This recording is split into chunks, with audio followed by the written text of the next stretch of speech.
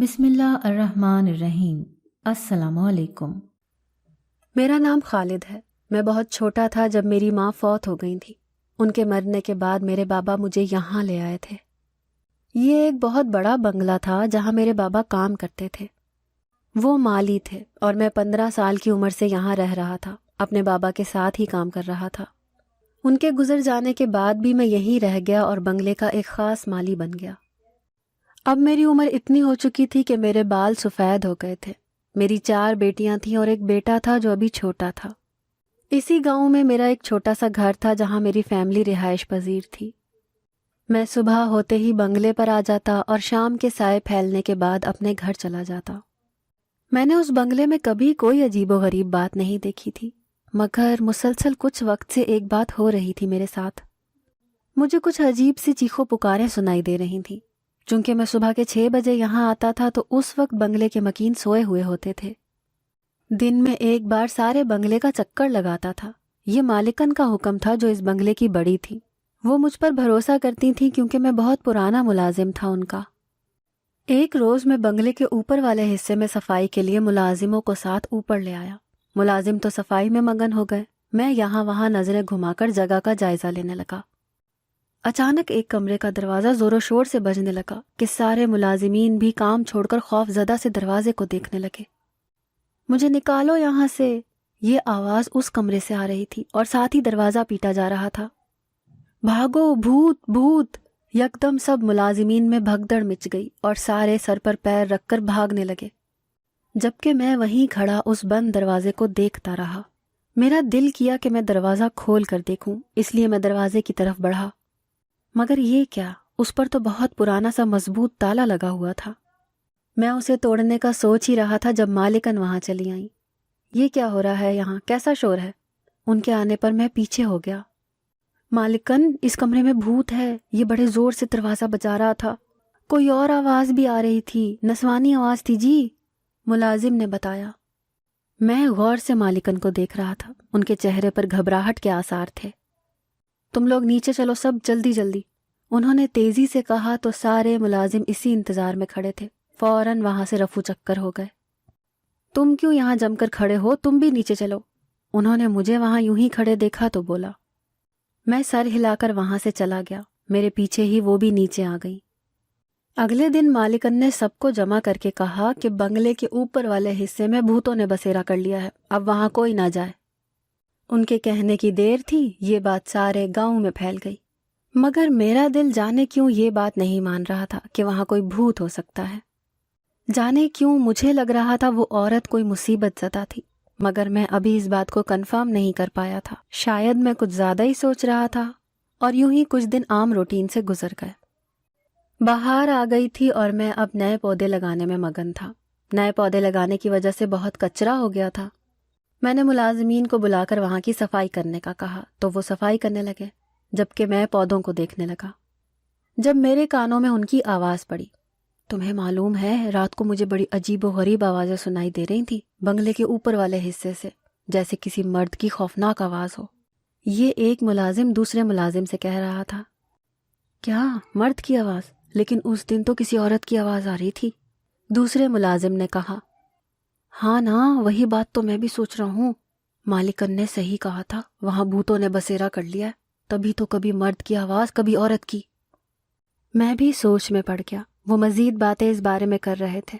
میں نے بے ساختہ نگاہ اوپر اٹھائی اور شان سے کھڑے اس بنگلے کو دیکھا۔ اس کے اوپر والے حصے پر میری نظر گئی تو میں بھی خوفزدہ ہو گیا۔ شاید یہ بات سچ تھی، وہاں بھوتوں نے بسیرا کر لیا تھا۔ سب کی طرح میں بھی ان باتوں پر یقین کرنے لگا۔ پھر اکثر و بیشتر وہ بھوت کسی نہ کسی ملازم کو تنگ کرنے لگے تھے، اور یہ بھی کچھ دن کا ہی اثر تھا، پھر واپس سب نارمل ہو گیا، اور پھر بنگلے میں شادیوں کا ہنگامہ اٹھنے لگا۔ اصل میں جس بنگلے میں مالی تھا وہاں کی مالکن سب ملازمین کی بیٹیوں کی شادی امیر گھروں میں اپنے خرچے پر کرواتی تھیں۔ ابھی بھی ایسا ہی ہوا تھا۔ ایک ملازمہ کی بیٹی کی شادی انہوں نے ایک امیر گھر میں طے کر دی تھی۔ میری بیوی اکثر کہتی تھی کہ بنگلے کی مالکن کیوں کر کسی غریب لڑکی کی شادی اتنے بڑے امیر گھرانے میں کرائے گی، اس کو تو یقین نہیں آتا تھا۔ حیرت کی بات تو تھی میرے لیے بھی، مگر مالکن ثواب کی نیت سے کرتی تھی، یہ ان کا کہنا تھا۔ خیر وہ جو ملازمہ تھیں ان کی بیٹی کی شادی بڑی دھوم دھام سے کر دی تھی مالکن نے۔ وہ ملازمہ بھی بہت خوش تھی اپنی بیٹی کی شادی اتنے اچھے گھر میں ہو جانے سے، مالکن کو تو دعائیں دیتی نہیں تھکتی تھی۔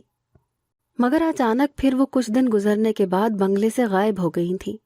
ملازمین میں اس بات کو لے کر ہی بات چلتی رہتی کہ یوں اچانک کیسے غائب ہو گئی، کیا وجہ ہو سکتی تھی اس کے غائب ہونے کی۔ بنگلے میں تو ہراس مچا ہوا تھا اس بات سے۔ پھر کچھ دن بعد معلوم ہوا وہ مالکن سے چھپ کر اپنی بیٹی سے اس کے سسرال ملنے چلی گئی تھی۔ یہ بات بھی مجھے ملازمین سے ہی معلوم ہوئی تھی۔ پھر بات کھلی کہ وہ اداس اداس گھومنے لگی تھی، جب کوئی ملازم پوچھتا تو کہتی کہ بیٹی کی یاد آ رہی ہے، مگر وہ اس سے مل نہیں سکتی تھی۔ اصل میں مالکن نے منع کر رکھا تھا کہ اپنی بیٹی کی شادی کے بعد اس سے ملنے اس کے سسرال نہیں جانا، ورنہ ان کی بیٹی کا گھر برباد ہو جائے گا، جس وجہ سے وہ ابھی تک بیٹی کے گھر نہیں گئی تھی۔ لیکن شاید اولاد کی تڑپ ہی ایسی ہوتی ہے کہ وہ مزید نہ رہ سکی اور پھر اسی تڑپ میں انہوں نے بیٹی کا گھر برباد کر دیا۔ لیکن وہ پھر کبھی بنگلے میں واپس نہیں آئی تھی۔ اس وجہ سے اب تو مالکن نے سخت اصول بنا لیا تھا کہ جو ان کا یہ اصول مانے گا اسی ملازم کی بیٹی کی شادی وہ کروائیں گی، ورنہ نہیں۔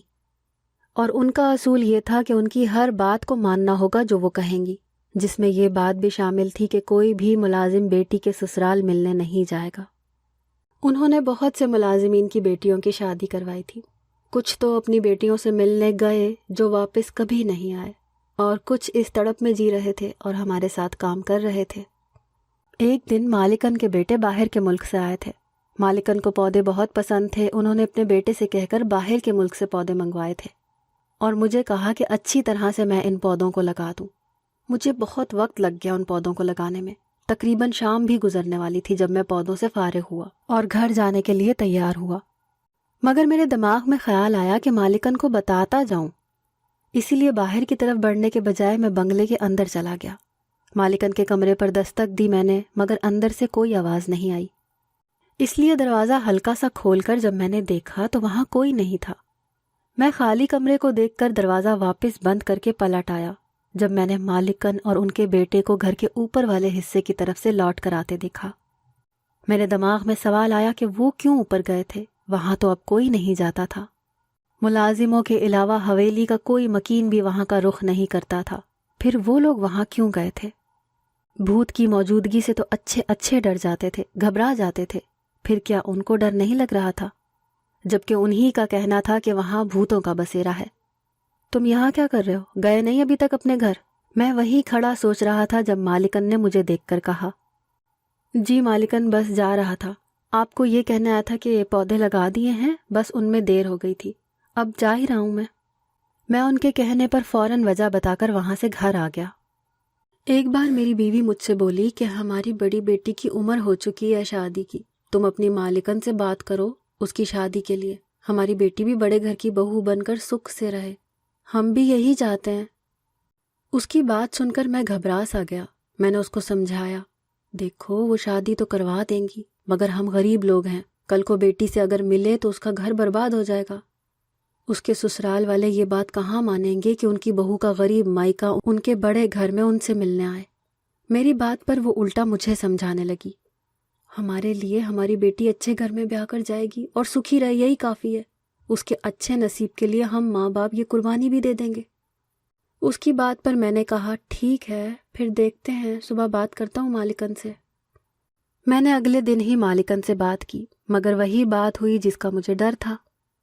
میں نے جب مالکن کو اپنی بیٹی کا بتایا تو وہ بولی کہ اسے کل میرے بنگلے پر بھیج دو، 1 ہفتے میں اسے رخصت کروا دوں گی، لیکن تم کبھی اس کے سسرال نہیں جانا، ورنہ تمہاری غربت کی وجہ سے بیٹی کو طلاق ہو جائے گی۔ میں جس بات کا ڈر لے کر بیٹھا تھا میرے ساتھ بھی وہی بات ہو گئی۔ میں ان سے جی اچھا کہہ کر گھر لوٹ آیا۔ بیوی سے بات کی تو وہ خوش ہو گئی کہ ہماری بیٹی کی شادی ہو رہی ہے۔ میں نے اسے سمجھایا، مگر وہ پگلی خوشی میں میری بات نہیں سن رہی تھی۔ اگلے دن اپنی بیٹی کو میں بنگلے پر لے گیا اور اس کو مالکن سے ملوایا۔ مالکن نے دیکھتے ہی کہا، ماشاءاللہ بیٹی تو بڑی سونی ہے تمہاری۔ ان کی تعریف پر میری بیٹی شرما گئی، جبکہ میں بھی مسکرایا۔ بس جی، رب کا کرم ہے، میری ساری بیٹیاں سونی ہیں بہت۔ میں نے ان سے کہا تو انہوں نے سر ہلایا۔ ٹھیک ہے، 1 ہفتے میں تمہاری بیٹی کی شادی ہے، اسے یہیں چھوڑ جاؤ۔ ان کی بات پر میری بیٹی نے حیرت سے میری طرف دیکھا۔ حیرت زدہ تو میں بھی ہو گیا تھا، کیونکہ ایسا کبھی انہوں نے نہیں کیا تھا کہ ملازمین کی بیٹی کو انہوں نے شادی سے پہلے بنگلے پر رکھا ہو۔ وہ شادی سے ایک دن پہلے ہی بلاتی تھی لڑکی کو۔ مگر مالکن ہم چاہتے ہیں ہماری بیٹی ہمارے گھر سے ہی رخصت ہو، کیونکہ پھر جانے کبھی ملنا ہو ہمارا یا نہیں۔ میں نے کہا دوبارہ ملنا تو کبھی نہیں ہوگا تم لوگوں کا۔ انہوں نے کہا تو میں چونک گیا۔ جی کیا مطلب؟ میں نے بے ساختہ پوچھا تھا۔ کچھ نہیں، میں نے تمہیں کل ہی بتا دیا تھا، تم شادی کے بعد بیٹی سے ملنے اس کے گھر نہیں جاؤ گے، تو اس بات پر عمل کرنا، اور ٹھیک ہے لے جاؤ اپنی بیٹی کو اپنے گھر۔ انہوں نے کہا تو میں گھبرا گیا۔ جی جیسا آپ کہیں گی وہی ہوگا، پھر شادی؟ میں کچھ ہچکچا کر ان سے پوچھنے لگا۔ ہاں 1 ہفتے میں ہو جائے گی۔ ان کی بات سن کر میں مطمئن ہو کر اپنی بیٹی کو واپس اپنے گھر لے کر آ گیا۔ میری بیوی نے بھی اپنی طرف سے شادی کی تیاریاں شروع کر دیں، جبکہ شادی مالکن نے ہی کروانی تھی اپنے خرچے سے۔ میں تو ان کا مشکور تھا، لڑکا بھی بہت اچھا تھا اور بڑے اونچے خاندان کے لوگ تھے۔ جس دن لڑکے والے آئے تھے بنگلے پر، مالکن نے میری بیٹی کو بلایا تھا، میں اس کو وہاں لے کر گیا تھا، مگر میرا تعارف انہوں نے مالی کے طور پر کروایا تھا۔ دل میں تکلیف ہوئی تھی، مگر بیٹی کے اچھے نصیب کے آگے ہم خاموش تھے۔ میری بیٹی بھی بڑی خوش تھی، اس کو اپنے ہونے والے سسرال والے بہت پسند آئے تھے۔ پھر شادی 2 دن بعد طے پائی۔ مالکن نے بنگلے میں تیاریاں شروع کر دی تھیں، میں بھی اسی میں مصروف ہو گیا، اور آخر کار میری بیٹی کی شادی کا دن آن پہنچا۔ مالکن نے بڑے دھوم دھام سے میری بیٹی کو رخصت کیا تھا۔ اپنی بیٹی سے ملتے وقت میری بیوی کا بہت برا حال تھا۔ دل تو میرا بھی خون کے آنسو رو رہا تھا، مگر اس کو اچھا گھر ملا تھا، اسی میں ہم خوش تھے۔ اس کی شادی کو 2 دن ہی ہوئے تھے جب میری بیوی نے مجھ سے کہا، مجھے اپنی بیٹی کی بہت یاد آ رہی ہے، اس سے ملنے کا دل کر رہا ہے میرا۔ تم پاگل ہو گئی ہو کیا؟ مالکن کی بات یاد نہیں تمہیں؟ اس خیال کو اب ساری زندگی کے لیے دل سے نکال دو، ورنہ ہماری بیٹی کا گھر برباد ہو جائے گا۔ میں نے سختی سے اس کو سمجھایا اور اس خیال کو دل و دماغ سے نکالنے کا کہا۔ غلطی اس کی نہیں تھی، دل میرا بھی تڑپ رہا تھا اپنی بیٹی سے ملنے کے لیے، مگر مالکن کا سخت حکم تھا نہ ملنے کا۔ اب سمجھ آ رہا تھا مجھے دوسروں کا دکھ، جو ملازمین تڑپتے تھے اپنی بیٹیوں سے ملنے کے لیے۔ بھلا کیا ایسا بھی ہوتا ہے کہ بیٹی کے گھر جانے سے اس کی زندگی برباد ہو جائے؟ کیا امیر لوگ اتنے بے حس ہوتے ہیں؟ سمجھتے نہیں ہم غریبوں کی مجبوریاں؟ یا پھر وجہ کچھ اور تھی؟ سمجھ نہیں آ رہا تھا۔ بڑی بیٹی سے ملنے کی تڑپ اتنی تھی کہ اپنے گھر بھی جانے کو دل نہیں کرتا تھا، اسی لیے دیر تک بنگلے میں کام کرتا رہتا تھا۔ اس بار مالکن کے بڑے بیٹے عرصے سے یہاں رہ رہے تھے، ورنہ وہ تو زیادہ وقت نہیں رہتے، میں نے یہ بات نوٹ کی تھی۔ اس بار ان کا قیام لمبا ہو گیا تھا، مگر کچھ دن سے وہ رات کو بنگلے میں موجود نہیں ہوتے تھے، بس صبح کو آتے اور شام ہوتے ہی تیار شیار ہو کر باہر نکل جاتے۔ کچھ عرصہ یوں ہی گزر گیا۔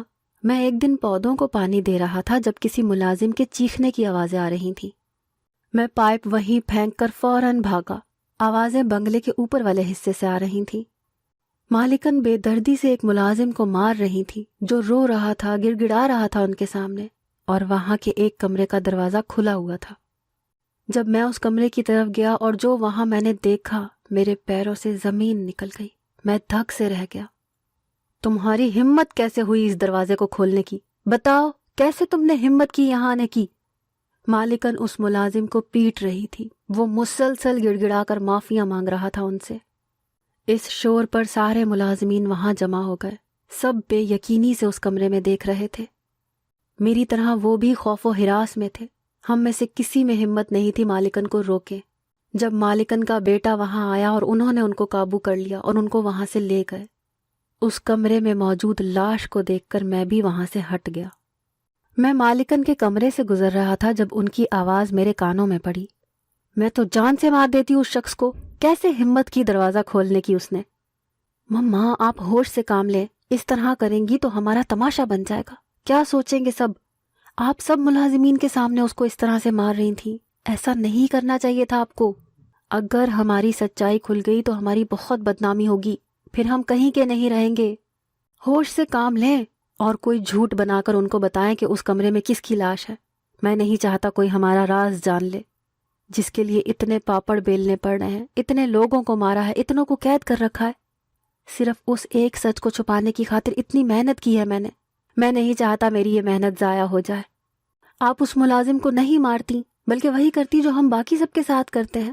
اگر کوئی ہماری سچائی جان لیتا ہے تو ہم اس کو قید کر دیتے ہیں اور پھر مار دیتے ہیں، کسی کو بھی معلوم نہیں پڑتا، لیکن آج آپ کے غصے نے مروا دیا ہے۔ میں نے منع بھی کیا تھا، ملازمین کو اس طرف نہ بھیجو، لگتا ہے بھوت والا آئیڈیا کچھ خاص نہیں تھا۔ ان کا بیٹا مسلسل بولتا جا رہا تھا اور میں دماغ کے ساتھ سب سن رہا تھا۔ کون سا راز تھا جو انہوں نے چھپایا تھا؟ لوگوں کو یہاں قید رکھنے کی اور جان سے مار دینے کی کیا وجہ تھی؟ میں شل دماغ سے وہاں کھڑا سوچ رہا تھا جب باقی ملازم روتے ہوئے وہاں سے گزرے۔ میں نے افسوس سے ان کو دیکھا اور پھر ان کے ساتھ ہی مل کر وہاں سے گزر گیا۔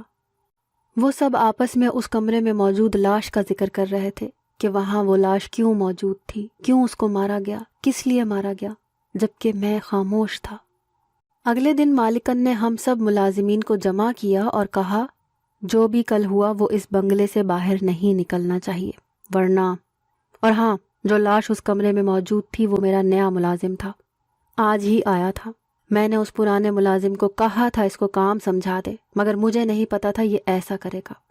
اس نئے ملازم کا قتل اس نے کیا ہے، میں نے خود اس کو رنگے ہاتھوں پکڑا تھا، تبھی اس کو مارا۔ اب اس کی سزا یہی ہے کہ اس کو قید رکھا جائے۔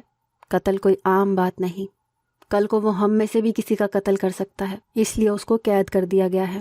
اب سب جاؤ، اپنا اپنا کام کرو، انہوں نے ہم سب سے کہا، مگر مجھے تو بالکل یقین نہ آیا ان کی بات پر، کیونکہ میں سن جو چکا تھا کہ ان کا کوئی راز ہے، ایک سچ ہے، مگر انہوں نے اپنے قتل کا الزام اس معصوم ملازم پر لگا دیا تھا جس نے ان کا راز جان لیا تھا۔ کیا تھا وہ راز؟ کیا بات ہو سکتی تھی؟ میں نے بہت کوشش کی جاننے کی، مگر جان نہ سکا۔ ادھر میرے گھر میں میری بیوی بڑی بیٹی کی یادوں میں غمگین تھی۔ میں نے سوچا کیوں نہ بھیس بدل کر اس کو دیکھاؤں، اس کی خیریت کی خبر پھر اپنی بیوی کو دوں۔ ویسے بھی میری بیٹی کی شادی کو 1 سال ہو گیا تھا۔ تو پھر میں نے اپنی سوچ پر عمل کر کے فقیر کے بھیس میں بیٹی سے ملنے چلا گیا۔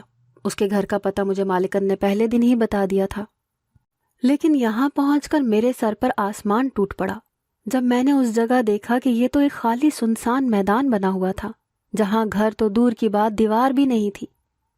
میں نے آس پاس سے پوچھا یہاں ایک گھر تھا، کیا وہ کسی نے توڑوا دیا ہے؟